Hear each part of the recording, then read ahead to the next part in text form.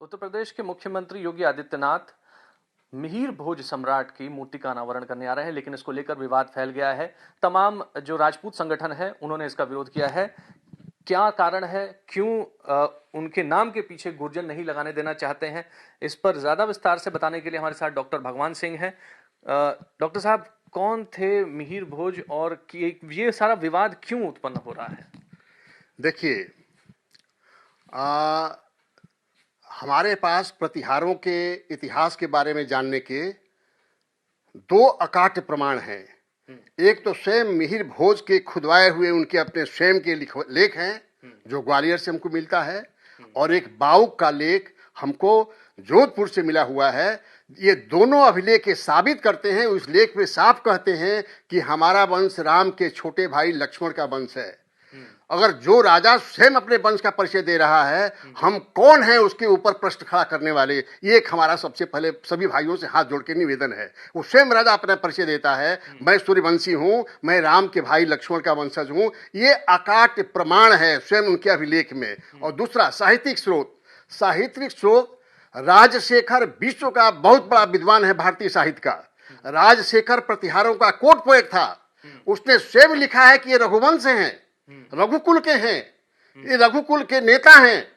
तो ये राजशेखर जो स्वयं उन लोगों का दरबारी कवि है, तो साहित्यिक स्रोत में हमको स्वयं वो कहता है कि ये रघुकुल के हैं, सूर्यवंशी हैं। इसलिए हम हमारे पास और कोई जानने के लिए या और कोई हमको जानने की जरूरत नहीं है। ये साहित्यिक स्रोत राजशेखर, विश्व जानता है कि राजशेखर कौन था। कर्पूर मंजरी, ये काव्य मीमांसा का लेखक, एक बहुत स्टेब्लिश लेखक है। वो स्वयं जब वो भी कहता है कि सूर्यवंशियों का ये वंश है। मैं अभी संक्षिप्त में थोड़ा सा इतिहास पर जाना चाहूंगा। ये मूल वंश जो था आपका, ये जो गुजरातरा का था, तो गुजरातरा का क्षेत्र आपका जोधपुर, दक्षिणी गुजरात का राजपुताना का क्षेत्र, और गुजरातरा, ये उसमें गुजरात नाम नहीं था। गुजरात का इलाका, मालवा का क्षेत्र, ये जो क्षेत्र था उसको गुजरातरा बोला जाता था। इसीलिए के मुंशी ने उसको स्थानवाचक मान करके, ये गुजरात के शासक थे, गुजरात उनके शासन में था, इसलिए इनको गुजरातरा कहा गया। फिर इनकी एक शाखा आपके जो जोधपुर से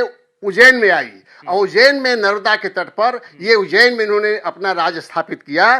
प्रतिहार वंश का प्रथम राजा नागभट्ट था, और वत्सराज, स्वयं वत्सराज भी वहां का राजा था। ये जो जैन ग्रंथ है 783 वंश में, उसमें लिखता है कि प्रतिहार वंश के जो राजा वत्सराज है वो अवंती का राजा है। ये स्वयं प्रमाण है हमारे पास साहित्यिक स्रोत का, इसलिए हमको और कहीं जाने की जरूरत नहीं है। ये जरूर है कि वो नागभट्ट प्रथम या वत्सराज के बाद जब नागभट्ट द्वितीय राजा बनता है, तो हमको वहां के जो राष्ट्रकूट थे, राष्ट्रकूट बार बार आक्रमण करने लगे। उससे तंग होकर के नागभट्ट द्वितीय ने अपनी राजधानी कनौज बनाई, और 804 ईस्वी के आसपास उन्होंने उज्जैन छोड़ दिया और कनौज में अपना राज स्थापित किया। और वहां कनौज के लिए भी लड़ाई हो रही है। पाल वहां अलग से लड़ रहे हैं, ये राष्ट्रकूट पीछे से आ रहे हैं, और ये जो आपका स्वयं प्रतिहार राजा जो ये नागभट्ट द्वितीय है, ये जो गोविंद तृतीय जो राष्ट्रकूट राजा था, बड़ा सशक्त राजा था, इसे ये हार गया था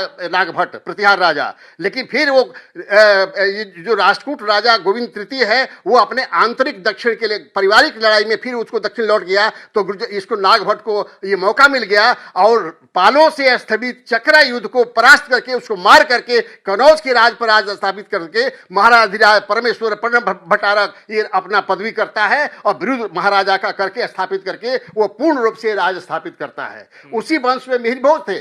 मिहिर भोज के वंश में आप देखेंगे सुल्तान एक आता है, जो सुल्तान, उसने वर्णन करता है कि ये मृक्षों का घोर शत्रु है। ये जो मुस्लिम जो आक्रमणकारियों का ये घोर स्वयं प्रतिहार है, चट्टान की तरह खड़ा रहता है और इस देश के बाहर के निकाल बाहर करता है। इसलिए ये बहुत ही सशक्त राजा है। तो अभी ये इतिहास में मिहिर भोज का ही बहुत बड़ा इतिहास है। उसमें लास्ट में आप जब जाएंगे तो एक राजा आता है, वो 10 आपके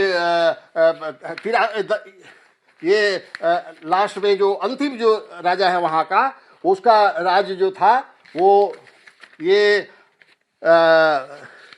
जो इंद्र है उसको, ये इंद्र भी जो राष्ट्रकूट राजा है उसको हरा देता है। फिर आपस में इन लोगों को भी बाद में भोज द्वितीय के बाद से पारिवारिक झगड़े हो गए और उसमें आपके चंदेल जो है थे और जबलपुर के जो कलचुरी वंश है वो हस्तक्षेप करने लगे, तो फिर ये प्रतिहार वंश जो है ये कमजोर हो गया। लेकिन मिहिर भोज के राज में ये पूरा सिंध, पूरा गुजरात, पूरा मालवा, पूरा राजस्थान, उत्तर प्रदेश का इलाका, पूरा बिहार बंगाल तक, आपके मुंगेर तक, बंगाल के जो पाल राजा थे वहां तक शासन इसका था। इसलिए इतने विशाल साम्राज्य का हर्षवर्धन के बाद, हर्षवर्धन छठी शताब्दी के बाद, हर्षवर्धन के बाद हमारे पास एक जो मिहिर भोज ही एक ऐसा राजा दिखाई देता है जिसके राज इतना विशाल राज था। इसलिए उसको हम गुर्जर क्यों उसको कहा गया? गुजरातरा के जो शाखा के लोग आए, वो गुजरातरा एक वो क्षेत्र था, गुजरातरा जो गुजर का जो जोधपुर का इलाका था, वहां से उसकी पूरा पहले राजधानी थी, वहां से आगे। इसलिए जो उन्होंने शासन किया था गुजरातरा पर, गुजरात के ऊपर, इस पर वो कहा गया है। विद्वानों ने इसे बहुत कुछ जो है वो लिखा है, ये सब मिल जाता है। सीवी वैद्या, आपके गौरीशंकर हीराचंद ओझा, हाँ, बीएन पुरी ने एक किताब अपनी थीसिस लिखी है, history of Gurjara Pratihara. BN Puri से हमारी 4 बार भेंट है।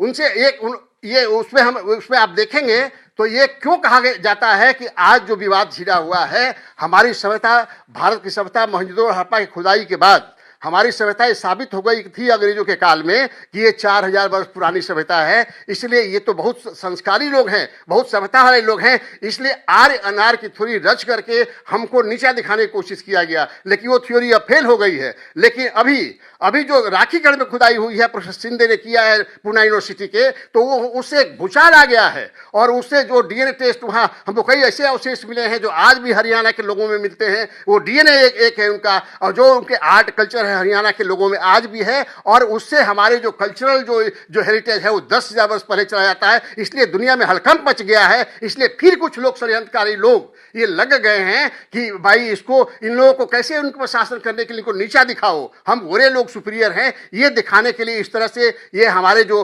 गुर्जर भाई हैं, ये भी हमारे मूल भारत के हैं। ये पशु गोजर जो गौ चरा करके, पशु खेती को धन नहीं कहा गया, पशु को धन कहा गया भारतीय संस्कृति में। और ये गाय चरा करके, पशु चरा करके, हमारे यादव भाई भी हैं, जो बहुत से लोग हमारे और भी बहुत से वंश के लोग हैं जो अपने गो वंश के आधार पर अपना जीविका चलाते थे। तो उसी में से ये जो गुर्जर भी लोग हैं। लेकिन गुर्जर क्यों कहा जाता है? ये कहते हैं विदेशी लोग, जो विदेशी थ्योरी है आपके इस जैक्सन के और ये कैपल ने जो इसको बनाया कि जो ये हूण आए तो हूण के साथ एक खजर जाता आई, उसी के वंशज हैं गुजर। मैंने गुजर भाई को विदेशी साबित करने में लगे हैं। तो विदेशी गुजर भाई को गुजर भाई हमारे शुद्ध भारतीय वंश के हैं। ये हमारे गो वंश पर अपने जीविका चलाने वाले लोग थे, ये विदेशी नहीं है, ये भी हमारे अंग है। और इसीलिए उनको मिहिर भोज को भी उनसे जोड़ करके कि विदेश से आए और उसमें जो है ये गुजर जात और उसमें गुजर से हुणों से जोड़ करके मिहिर भोज को जोड़ा जाता है। लेकिन मैं कहना चाहता हूं कि स्वयं महेंद्र जिसके राज में ये जो आपका जो राजशेखर जो था, ये कवि था, उसका एक सामंत चालुक्य राजा रवि वर्मन ये कहता है कि हमारे वो प्रतिहार का सामंत राजा था, प्रतिहारों के अधीन राजा था, जो जूनागढ़ में राज कर रहा था, कि हमारे पिता बल वर्मन ने ये जज नाम आया है, जज नामक हूण को, इस हूण विहीन कर दिया है भारत से, हूणों को निकाल दिया है इस देश से। तो जिस हूण को हमारे प्रतिहार राजाओं ने निकाला, हूणों, उसके पहले एक स्कंद गुप्त का भी भीतरी इंस्क्रिप्शन हमको उल्लेख मिलता है, गुप्त सम्राट, उसने भी इस देश से हूणों को इस बाहर से निकाला था। ये लोग हूण एकदम टीडी की तरह आते थे और हमारे यहाँ मार काट करके चले जाते थे। तो ये हमारे राजा इनको हराते। उसी तरह से ये प्रतिहार राजा भी इनको हूण विहीन, वो जो सामंत राजा था प्रतिहारों का, जिसके राज वहां जूनागढ़ गुजरात तक था, गुजरातरा तक था, तो उसने हूणों को हूण विहीन भारत कर दिया। तो उसी हूण वंश से जोड़ते हैं आप कि उसी के वंशज ये हमारे जो गुजर भाई हैं और उसी के वंशज मिहिर भोज। कैसे संभव है? जिस जात को मार के हमारे प्रतिहार राजाओं ने निकाल बाहर किया, उसी वंश से आप जोड़ते हैं। ये हास्यास्पद लगता है। इसलिए मैं ये कहना चाहता हूं कि ये हमारी संस्कृति, भारतीय संस्कृति विश्व की एक ऐसी संस्कृति बन गई है जो प्राचीन के स्रोत बहुत प्राचीन तक जाता है। आर्ट, कला, कल्चर वगैरह से आप देखेंगे अभी बहुत सी चीजें निकलेंगी, तो इससे जाएगी। इसलिए हमको कुछ लोगों में घबराहट है कि इन लोगों को नीचा दिखाने के लिए, इस नस्ल को नीचा दिखाने के लिए हमको ये देखना है कि सारी विदेश की तरफ से आकर के ये लोग ऐसा किए, इसलिए षड्यंत्र रच करके ऐसा हमको लगता है कि वो ऐसा षड्यंत्र चलाया जा रहा है। लेकिन गुजर भाई भी हमारे शुद्ध भारतीय हैं। और बीएन पुरी ने भी उनको गुजर प्रतिहार हिस्ट्री में कहते हैं, लेकिन वो भी शुद्ध इनको भारत भारतीय माना है। तो बीएन पुरी की बात ही स्वयं कंट्राडिक्टरी हो जाती है। एक तरफ कहते हैं गुर्जर प्रतिहार वो हूणों के या उसके वंशज हैं जो बाहर से आए, और फिर उन्हीं हूणों को प्रतिहारों ने निकाल बाहर किया है। तो ये दोनों कैसे कर सकते हैं आप? इसलिए गुर्जर प्रतिहार जो उनकी किताब है थीसिस से छपी हुई है, उसके शुरू के प्रारंभ के 1 से लेकर 20 पेज तक आप पढ़िए। 1 से लेकर 20 पेज तक पढ़ेंगे तो सब बातें क्लियर हो जाएगी। बीएस पाठक स्वयं कहते हैं, सीवी वैद्या, गौरीशंकर हीराचंद ओझा, बीएस पाठक, ये सारे लोग, उस बीएन पुरी का भी नाम आता है कि ये गुर्जर हमारे भारत के वंश के लोग हैं, हमारे भारतीय हैं और ये विदेशी नहीं हैं। इसीलिए विदेशी से हूणों से जोड़ करके ये दिखाना ये बिल्कुल ही अन्याय है, गलत है। और प्रतिहार शुद्ध सूर्यवंशी ये सम्राट हैं और वो लक्ष्मण के भाई राम के भाई लक्ष्मण के वंशज हैं, जो स्वयं राजा ही अपने वंश का परिचय देता है। और सब उसका राज दरबारी कवि राजशेखर भी उसको रघुकुल तिलक कहता है। तो कोई प्रश्न नहीं उठा सकता कि वो किस वंश के हैं। हम जैसे मैं बलिया का रहने वाला हूं, तो मैं अपना स्वयं परिचय देता हूं कि मैं यहाँ गांव का रहने वाला हूं, और जब लेख राजा ही लिखवाया हुआ है, उस राजे को लेख को कैसे हम चैलेंज कर सकते हैं? जो स्वयं परिचय दे रहा है, ये इतिहास के लिए हास्यास्पद होगा। इसलिए मेरा नम्र निवेदन है सभी भाइयों से, गुर्जर भाइयों से भी, कि आप शुद्ध भारतीय हो, ये किसी षड्यंत्र के बीच नहीं आना है।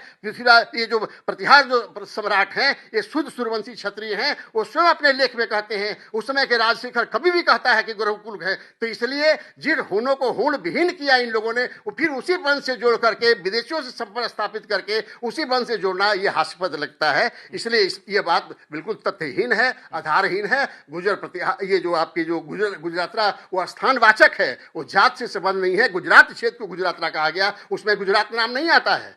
ये मुंशी बहुत से लोगों ने स्पष्ट किया है कि ये जोधपुर का इलाका जो दक्षिण राजपूताना है और मालवा का क्षेत्र और जो नर्मदा के किनारे का गुजरात का जो पोर्शन है, उसे गुजरातरा कहा गया है। उस पर इनका शासन था। पूरा विशाल भारत, आपके हिमालय के तराई तक, बंगाल तक, मैंने बताया पालो के बॉर्डर तक, जो मुंगेर तक उसका मिहिर भोज का शासन था। ये पूरा उत्तराखंड, पूरा जम्मू कश्मीर, ये सिंध का इलाका पूरा सारा, ये सब जो है गुर्जर। हर्षवर्धन के बाद विशाल साम्राज्य का जो मालिक जो था, ये मिहिर भोज था। और आपने सर किस पे रिसर्च किया है, ये भी बता दें।